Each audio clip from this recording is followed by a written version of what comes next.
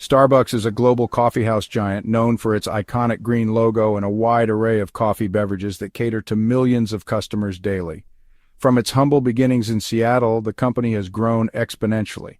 It has over 30,000 stores in 80 countries, making it one of the most recognizable brands in the world. Whether you're in New York, Tokyo, or Paris, you're likely to find a Starbucks nearby. The company's success is undeniable, with its stores often bustling with activity. However, even giants stumble, and Starbucks is no exception. Starbucks faced a major setback in Australia, a market that seemed promising but turned out to be a significant challenge. The company entered the Australian market in the year 2000 with high hopes and ambitious plans, aiming to replicate its success in other countries.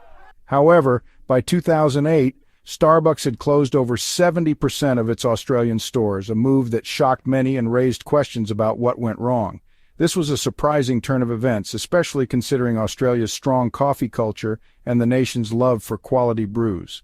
After all, Australia is a coffee-loving nation with a rich tradition of independent cafes and a discerning customer base.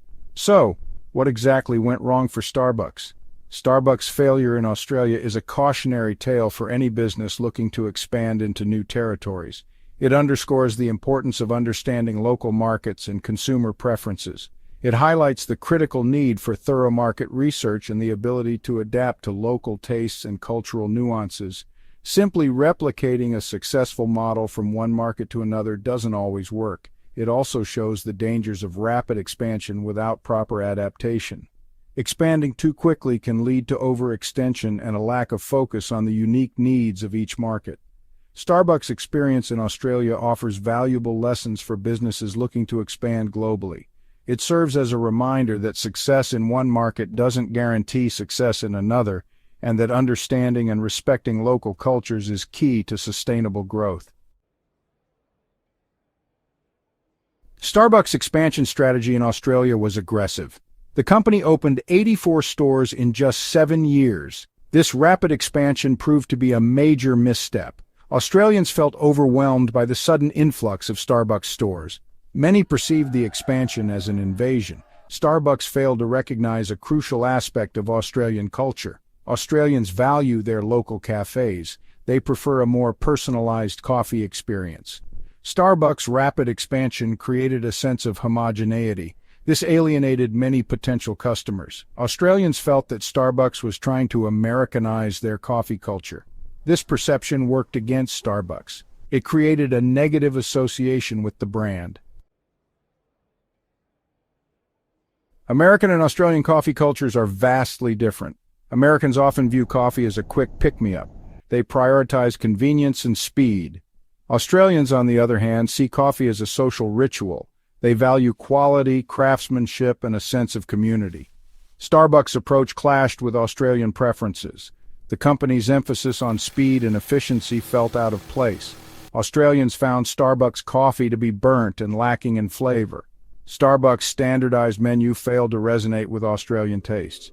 Australians are accustomed to a wider variety of coffee drinks. They expect baristas to be knowledgeable and skilled. Starbucks' automated approach felt impersonal and out of touch. Gloria Jean's brewing success the Aussie way. Gloria Jean's is another American coffeehouse chain. Unlike Starbucks, Gloria Jean's found success in Australia. The company entered the Australian market in 1996. Gloria Jean's adopted a more localized approach. They adapted their menu to suit Australian tastes. They also focused on creating a welcoming and familiar atmosphere. Gloria Jean's understood the importance of integration. Gloria Jean's success highlights the importance of cultural sensitivity. The company recognized that what works in one market may not work in another. They were willing to adapt and learn from local preferences. This approach resonated with Australian consumers. The bitter taste of defeat. Starbucks' Australian retreat. By 2008, Starbucks' losses in Australia were mounting rapidly. The company was forced to close 61 of its 84 stores, a drastic measure. This marked a significant retreat for the global coffee giant. Starbucks' failure in Australia was a humbling experience for the company. It exposed the limitations of the company's global expansion strategy and approach. The company had to rethink its approach to international markets and adapt. Starbucks' Australian experience served as a crucial wake-up call. The company realized that global expansion requires more than just replicating a successful formula. It requires a deep understanding of local cultures and consumer preferences to succeed. Trading locals for travelers. A new strategy emerges. Following its initial setback, Starbucks adopted a new strategy in Australia. The company realized that its initial approach of targeting local consumers was not yielding the desired results. The Australian coffee market is unique, with a strong preference for local cafes and a rich coffee culture that is deeply ingrained in the daily lives of Australians. Starbucks had to rethink its strategy to find a way to fit into this distinct market.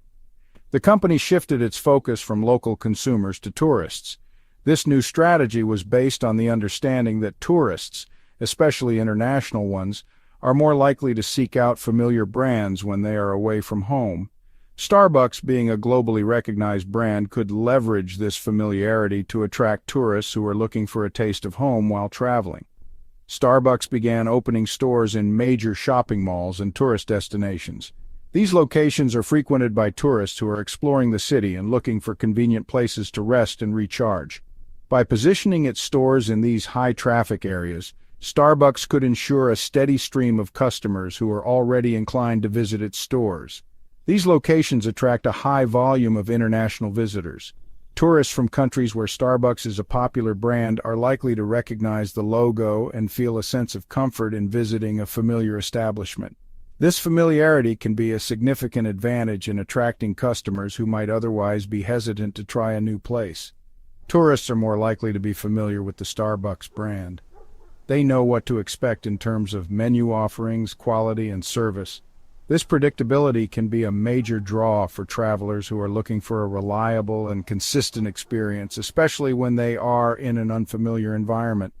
They are also less sensitive to local coffee preferences. Unlike local consumers who have specific tastes and preferences shaped by the local coffee culture, tourists are more open to the standardized offerings of a global brand like Starbucks. This makes it easier for Starbucks to cater to their needs without having to significantly alter its menu or service style. Starbucks' new strategy is a way to salvage its presence in Australia. By focusing on tourists, the company can maintain a presence in the market without having to compete directly with the well-established local cafes. This approach allows Starbucks to carve out a niche for itself and continue to operate in a challenging market. By targeting tourists, Starbucks can capitalize on brand recognition. The company can also offer additional services that appeal to travelers, such as free Wi-Fi, comfortable seating, and a welcoming atmosphere. These features can enhance the overall experience for tourists and encourage repeat visits.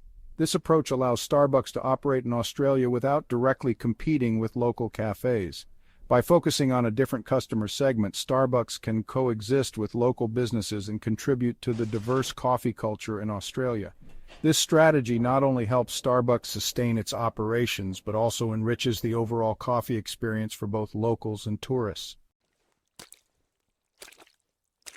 Lessons in the land of the flat white. What went wrong and what can we learn? In this section, we delve into the reasons behind Starbucks' failure in Australia and the valuable lessons that can be gleaned from this experience. Starbucks' failure in Australia offers valuable lessons for businesses. Despite its global success, Starbucks struggled to gain a foothold in the Australian market, leading to the closure of many stores. This case study serves as a reminder that even the most successful companies can face challenges when entering new markets. Firstly, it highlights the importance of market research. Comprehensive market research is essential for understanding the unique characteristics of a new market. This includes analyzing consumer behavior, preferences, and spending habits. Without this crucial step, businesses risk making assumptions that may not hold true in different cultural contexts. Businesses must thoroughly understand the local culture, consumer preferences, and competitive landscape. In Australia, the coffee culture is deeply ingrained, with a strong preference for local cafes and high-quality coffee. Starbucks underestimated the loyalty of Australian consumers to their local coffee shops and the sophisticated coffee palate of the average Australian. Businesses should be willing to tailor their products, services, and marketing strategies to suit local tastes. Adaptation is crucial. For instance, offering a localized menu that caters to the specific tastes and preferences of the local population can make a significant difference. Starbucks' standardized menu did not resonate with Australian consumers who were looking for a more personalized coffee experience. Thirdly, rapid expansion can be risky. While rapid growth can be tempting, it can also lead to overextension and dilution of brand value. Starbucks' aggressive expansion strategy in Australia resulted in an oversaturated market, with too many stores in close proximity to each other, leading to internal competition and ultimately store closures. It is essential to strike a balance between growth and sustainability. Sustainable growth involves careful planning and consideration of long-term goals. Businesses should focus on building a strong foundation before expanding too quickly. This approach helps in maintaining quality and consistency, which are crucial for long-term success. Finally, cultural sensitivity is paramount. Understanding and respecting the local culture is not just about avoiding mistakes. It's about building genuine connections with the community. In Australia, this means recognizing the importance of local traditions and integrating them into the business model.